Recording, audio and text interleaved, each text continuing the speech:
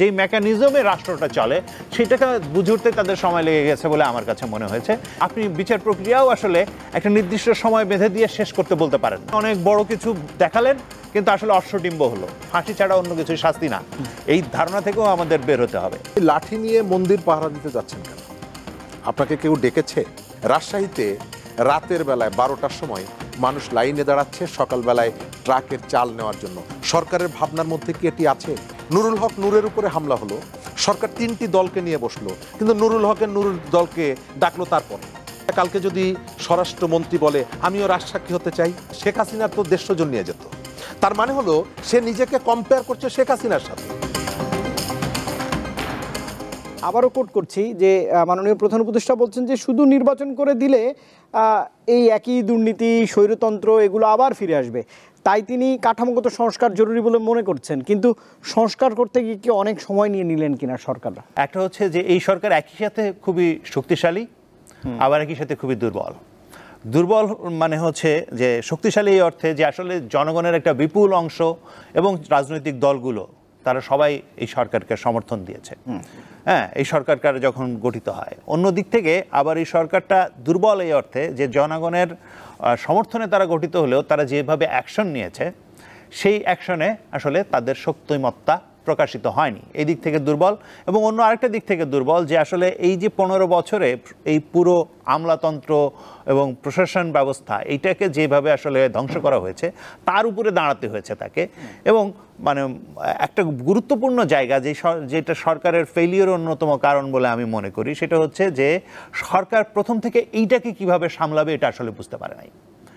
আমলাতন্ত্রকে প্রথমেই তারা সবাইকে হরে ধরে মানে ওই যে কি বলে যে 15 দিনের ভেতরে 5টা প্রমোশন বা 3টা প্রমোশন এই সমস্ত দিয়ে যেভাবে আসলে মানে আমলাতন্ত্রকে বুস্ট করা হয়েছে, বাংলাদেশে আদি অকৃত্রিমভাবে বাংলাদেশের জনগণের মানে সাথে আমলাতন্ত্রের যে সম্পর্ক সেটার ভেতরে একটা খুবই দ্বন্দ্বমুখর সম্পর্ক আছে। এবং এইখানে মানে আওয়ামী লীগ সরকার যেভাবে আসলে পুলিশ এবং আমলাতন্ত্রকে ব্যবহার করে স্বৈরতন্ত্র এবং ফ্যাসিবাদ কায়েম করেছে, সেইটা প্রথমেই তো একটা ঝাড়াই বাছাই হওয়া দরকার ছিল, সেটা তারা করতে পারেনি। এটা হচ্ছে প্রথম ব্যর্থতা। দ্বিতীয় ব্যর্থতা হচ্ছে যে রাজনৈতিক দলগুলোর প্রথম দিকে সবাই খুবই স্বতঃস্ফূর্তভাবে সমর্থন দিয়েছে, তাহলে এই সমর্থনটাকে আমি কিভাবে কাজে লাগাবো, এর কোনো ওয়ে আউট তারা বের করেন নাই। আমরা এটা প্রস্তাব করেছিলাম যে একটা রাজনৈতিক আপনারা কাউন্সিল গঠন করেন, সব দলগুলো যেহেতু সবার আপনার প্রতি সমর্থন আছে, সবাইকে নিয়ে একটা পলিটিক্যাল কাউন্সিল করেন, টাইম টু টাইম তাদের সাথে বসেন, ক্রুশাল ডিসিশনের ক্ষেত্রে সবাই পরামর্শের ভিত্তিতে আপনারা যদি সিদ্ধান্ত নেন তাহলে এটা আসলে মানে অনেক বেশি জনগণের কাছেও গ্রহণযোগ্য হবে এবং এটা আসলে ফ্রুটফুল হবে, কারণ অনেকগুলো চিন্তা এবং ভাবনার প্রক্রিয়ার ভেতর দিয়ে আসলে এটা যেতে পারবে। এইটা না করার ফলে তার পারফরমেন্সের জায়গা খারাপ হয়ে গেছে। ফলে আমাদের কাছে মনে হচ্ছে সংস্কারের প্রক্রিয়া বেশি দিন লাগছে। আসলে সংস্কারের প্রক্রিয়ায় যে সমস্ত বিষয়ে ঐক্যমত্য স্থাপিত হয়েছে সেটার জন্য এই সময়টা দরকার ছিল। কোনো দেশে আপনি এমনকি ফ্রেঞ্চ রেভলিউশনের পরে 8 বছর লেগেছে পুরোটা মানে কনস্টিটিউশনের ইয়ে করতে, তাহলে বাংলাদেশে এটা করতে গেলে আপনার যে সময়টা দিতে হবে সেই সময়টা দিতেই হবে। সংস্কারের প্রক্রিয়ার জন্য আসলে সময় ক্ষেপণ হয় নাই। যে সমস্ত সংস্কারের জন্য সংবিধানের কোনো ধরাছোঁয়া দরকার নাই সেগুলো তো প্রায় সব দল বলেছে যে আপনারা এই কাজ করতে পারেন, কিন্তু তারা করতে পারেননি। কারণ কি, তারা যেভাবে আসলে যেই মেকানিজমে রাষ্ট্রটা চলে সেটাকে বুঝে উঠতে তাদের সময় লেগে গেছে বলে আমার কাছে মনে হয়েছে, এবং তারা এইটা পারফর্ম করতে পারেন নাই। এবং সংস্কারের প্রক্রিয়ার জন্য যে সময় লাগবে এবং সংস্কার যেভাবে বাস্তবায়িত হবে এবং যেভাবে আসলে ইয়ে হবে, এই সময়টা আসলে দিতে হবে। যেমন বিচার প্রক্রিয়া, আপনি বিচার প্রক্রিয়াও আসলে একটা নির্দিষ্ট সময় বেঁধে দিয়ে শেষ করতে বলতে পারেন না। হ্যাঁ, কারণ হচ্ছে আপনি ন্যায় বিচার নিশ্চিত করাটা হচ্ছে প্রধান উদ্দেশ্য। বরং আমরা দেখছি যে এমন ভাবে আসলে মামলাগুলো করা হচ্ছে যে এখানে আসলে ন্যায় বিচারের আগেই ধরেন আপনি একজন সাংস্কৃতিক ব্যক্তিত্ব, তাকে সে হয়তো মানে সাংস্কৃতিকভাবে কিছু কাজ করেছেন, কিংবা হইতে পারে যে টাকা পয়সা নিয়ে গন্ডগোল করেছেন, কিন্তু তাকে আপনি খুনের মামলায় দিয়ে দিচ্ছেন, কিছু মানে মিন করে না, তাতে তার কোনো আসলে শাস্তি হবে না এবং ওই খুনের মামলায় তিনি নির্দোষ প্রমাণিত হয়ে ছাড়া পাবেন, মানে তার কোনো বিচারও হবে না। আসলে আপনি অনেক বড় কিছু দেখালেন কিন্তু আসলে অশ্বডিম্ব হলো, এরকম একটা বিচার প্রক্রিয়ার ভেতরে কিন্তু আসলে ঢোকার প্রবণতা দেখা যাচ্ছে, যেটা বিষয়ে আসলে খুবই সচেতনতা দরকার। কারণ হচ্ছে আপনি যদি ন্যায় বিচার নিশ্চিত করেন, তাহলে আমার যদি 2 মাসের জেল হয়, this is a big punishment এটাও হতে পারে। আপনার সামাজিক অবস্থা অন্যান্য সমস্ত কিছু বিবেচনা করলে এটাও পানিশমেন্ট হতে পারে। আমাদের এখানে যে মানে ফ্যাসিবাদী ধারণা অনুসারে এমন একটা যে জায়গা তৈরি হয়েছে যে ফাঁসি ছাড়া অন্য কিছু শাস্তি না, এই ধারণা থেকেও আমাদের বের হতে হবে। এবং এই ধারণা থেকে যদি আমরা বের হই তাহলে একজনের অপরাধ অনুযায়ী তাকে শাস্তি দেওয়া, এটা যে একটা ন্যায় বিচার প্রতিষ্ঠা করার একটা শর্ত, এবং ন্যায় বিচার প্রতিষ্ঠা করা গেলেই যে আসলে আপনি অনেকখানি আসলে আমাদের সমাজে যে অস্থিরতা আছে এখনো পর্যন্ত, যে অস্থিরতা বিরাজমান, এই অস্থিরতাটাকেও আপনি আসলে অনেক বেশি কন্ট্রোল করতে পারবেন। কারণ মানুষ একটা ট্রমার ভেতর দিয়ে গেছে, এই ট্রমাটাকে এর হিলিং দরকার। এর হিলিং করার জন্য আপনার এই ন্যায় বিচারটা খুবই জরুরি, এটা ছাড়া আসলে এটা হবে না। আর আরেকটা কথা বলি যে বাংলাদেশে আমি মনে করি যদি আমরা নতুন করে যে ধরনের সংস্কার প্রক্রিয়ার ভেতর দিয়ে যাচ্ছি এটা যদি আসলে বাস্তবায়িত হয় তাহলে বাংলাদেশের পক্ষে সামনে আসলে অধিকতর জবাবদিহিতামূলক এবং একটা গণতান্ত্রিক ব্যবস্থা প্রতিষ্ঠা করা সম্ভব। সেইখান থেকে আমরা আরও অধিকতর এবং জবাবদিহিতামূলক ব্যবস্থা প্রতিষ্ঠা করার দিকে এগোতে পারি। কারণ আপনি যেই দিকে যাত্রা শুরু করেন আপনার গন্তব্যে আপনি সেখানে দিয়েই পৌঁছান। ফলে আমরা গণতান্ত্রিকতা দিয়ে যদি যাত্রা শুরু করি সেটাও আমাদের জন্য, এখন আমরা যতটুকু বাংলাদেশে এই যে ফ্যাসিবাদ ফিরে আসা প্রতিরোধ করার জন্য যতটুকু আমাদের দরকার সেটার অনেকগুলো বিষয় আসলে আমরা ঐকমত্য হয়েছি। এইটাকে বাস্তবায়নটা হচ্ছে এখনকার সবচেয়ে বড় চ্যালেঞ্জ।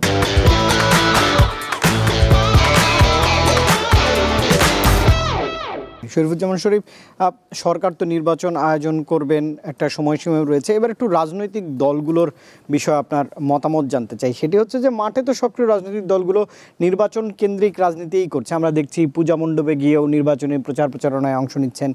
প্রতিদ্বন্দ্বিতা করার মতো প্রস্তুতি দেখছেন কিনা রাজনৈতিক দলগুলোর মধ্যে? সময় তো খুব কম হাতে। ধন্যবাদ। প্রথমত পূজাকে কেন্দ্র করে এই যে শুভেচ্ছা বিনিময় এগুলো সবই ঠিক আছে, কিন্তু আপনি লাঠি নিয়ে মন্দির পাহারা দিতে যাচ্ছেন কেন? আপনাকে কেউ ডেকেছে? রাজনৈতিক কর্মীরা মাথায় পট্টি বেঁধে হাতে লাঠি নিয়ে অন্য ধর্মাবলম্বীদেরকে নিরাপদে তারা যাতে তাদের ধর্মীয় উৎসব পালন করতে পারে এই কাজটি যারা করছেন, আমি তাদের কাছে জিজ্ঞেস করি এই কাজটি করার অধিকার আপনাকে কে দিয়েছে? তারা কি আমন্ত্রণ জানিয়েছে যে আমার বাড়িতে আপনারা এসে একটু পাহারা দিয়ে যান? বরং এই অ্যাটিটিউডটা তাকে আরও একটা ভীতির মধ্যে ঠেলে দিচ্ছে। দ্বিতীয়ত সে যে অনিরাপদ, আমার হাতে তার নিরাপত্তা, এই মেসেজটা আপনি তাকে দিচ্ছেন যে আমি যদি লাঠি নিয়ে না দাঁড়াই তাহলে তোমার নিরাপত্তা বিঘ্নিত হবে। তার অর্থ হচ্ছে তুমি আমার অধীনস্থ, তোমার নিরাপত্তা নির্ভর করছে আমার উপরে।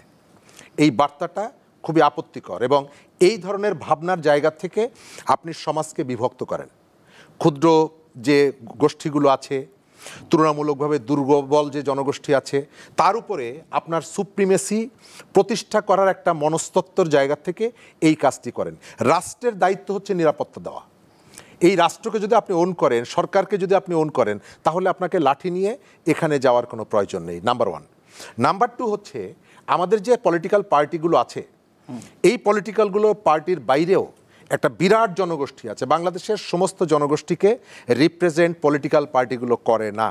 বাংলাদেশের জনগণের একটা বিরাট সংখ্যক মানুষ আছে যারা কোনো রাজনৈতিক দলের সাথে যুক্ত না, কিন্তু তাদের এজেন্ডাগুলো জাতীয় পর্যায়ে আসে না। সরকার যে বৈঠকগুলো করছে কাদের সাথে করছে? পলিটিক্যাল পার্টিগুলোর সাথে করছে। ওই অংশীজনরা তাহলে সেটা আমন্ত্রিত না, এবং কখনো কখনো তাদের ভয়েসটা এই পর্যন্ত আসে না। সরকারের জায়গা থেকেও সেই ভয়েসটাকে রিকগনাইজ করা অথবা ওই ভয়েসটাকে বোঝার চেষ্টা করা, সেই ইচ্ছাটাও আমি দেখতে পাই না। গতকালকে পত্রিকায় খবর এসেছে রাজশাহীতে রাতের বেলায় 12টার সময় মানুষ লাইনে দাঁড়াচ্ছে সকালবেলায় ট্রাকের চাল নেওয়ার জন্য। সরকারের ভাবনার মধ্যে কি এটি আছে? নেই। গত কয়েকদিন আগে আপনাদের এইখান থেকে খুবই কাছে মালয়েশিয়ায় যারা যাবেন প্রবাসীরা বাংলাদেশে এসেছেন, আটকা পড়েছেন, তারা সড়ক অবরোধ করেছে। সরকারের কি ভাবনার মধ্যে এটি আছে? আপনাকে আমি মনে করিয়ে দেই, 8ই আগস্ট সরকার দায়িত্ব গ্রহণ করার পর সেপ্টেম্বর মাসে প্রথম মালয়েশিয়ার উপপ্রধানমন্ত্রী ডক্টর ইউনুস সরকারকে অ্যাপ্রিসিয়েট করার জন্য বাংলাদেশে এসেছিলেন এবং প্রথম বিদেশি প্রতিনিধি, এবং বলেছিলেন যে বাংলাদেশের ম্যান পাওয়ার সহ অন্যান্য যে জায়গাগুলো আছে তারা সহযোগিতা করতে চান। তো তাদের সেই সহযোগিতাটা আমরা ব্যবহার করতে পারলাম না। কেন পারলাম না? আমি যেটা দেখতে পাচ্ছি আপনার মানে বিস্তৃতি অহেতুক। আপনি অনেকগুলো জায়গায় আপনি অ্যাড্রেস করছেন, হাত দিয়ে ফেলেছেন। আপনার শক্তি যতটুকু, আমি এখনো মনে করি যে রাজনৈতিক দলগুলোকে এই সরকারের সবথেকে বড় ওই যে হ্যামিলনের বাঁশিওয়ালার মতো, সে রাজনৈতিক দলগুলোর সাথে অনেক সময় অনেকভাবে একটু বিরূপ আচরণ করে, দুটো তিনটা দলকে নানাভাবে একটু সামনে রাখার চেষ্টা করে, অন্যরা মনে কষ্ট পায়, এক ধরনের অপমান বোধ করে এবং সরকারি কাজটি করে।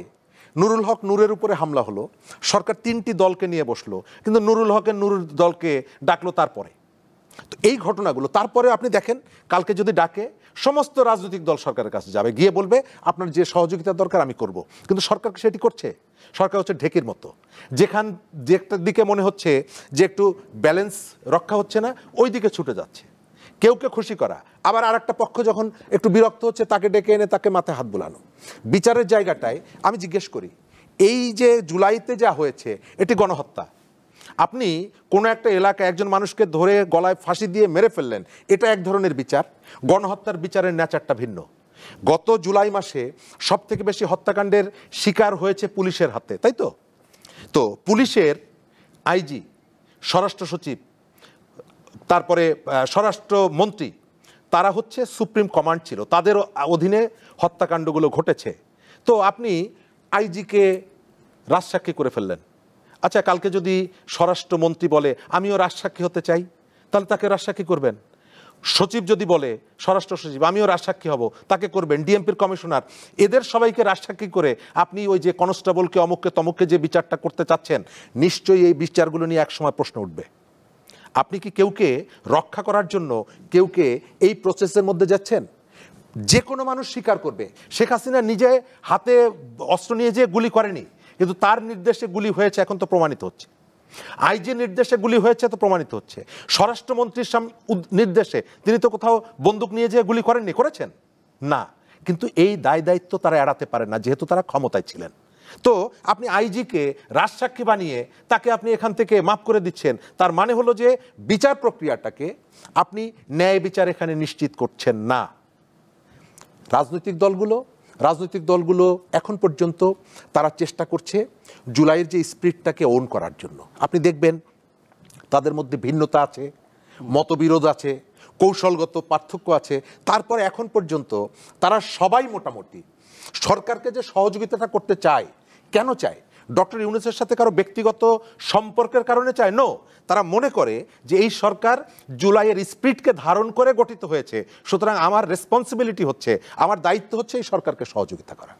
সেই কারণে সহযোগিতা, কিন্তু সরকার কি সেই সহযোগিতা নিচ্ছে না। এবং সমস্যাটা হয়ে গেছে এই জায়গায়, সরকার তার মনস্তাত্ত্বিকভাবে কতগুলো খারাপ কাজের ভিতরে সে আটকে পড়েছে। আমরা যখন বলি যে আপনি 104 জনকে নিয়ে আমেরিকায় গেলেন, তখন সে পাশাপাশি কাউন্টার নিয়ে আসছে যে আমি শেখ হাসিনার তো 150 জন নিয়ে যেত। তার মানে হলো সে নিজেকে কম্পেয়ার করছে শেখ হাসিনার সাথে। আমরা তো বলি যে আপনি নিজে উদাহরণ সৃষ্টি করেন, আপনি উদাহরণ তৈরি করবেন, কারণ আপনি প্রায় 1000 খানেক মানুষের আত্মদানের মধ্য দিয়ে গঠিত একটি সরকার, এবং যে মানুষগুলোর মধ্যে ম্যাক্সিমাম মানুষ হচ্ছে গরিবের সন্তান। আপনি কোনো ধনীর সন্তান পাবেন না, আপনি কোনো ধনীর পরিবারের সদস্য পাবেন না। গরিব মানুষ ঢাকা শহরে মারা গেছে, ময়মনসিংহে মারা গেছেন, গাজীপুরে মারা গেছেন, মরদেহটি লাশটি গ্রামে নিয়ে যাওয়ার জন্য টাকা ছিল না, অ্যাম্বুলেন্সের খরচ ছিল না, লোন করে ধার করে কারো কাছ থেকে সহযোগিতা নিয়ে লাশ গ্রামে নিয়ে গেছেন, দাফন করেছেন। সেই ঘটনার ভেতর থেকে যে সরকার গঠিত হয়, সে কিভাবে এই ধরনের বিলাসিতা করে, আমেরিকায় গিয়ে ঘোরাঘুরি করছি, গল্ফ খেলছি, এইটা করছি সেইটা করছি।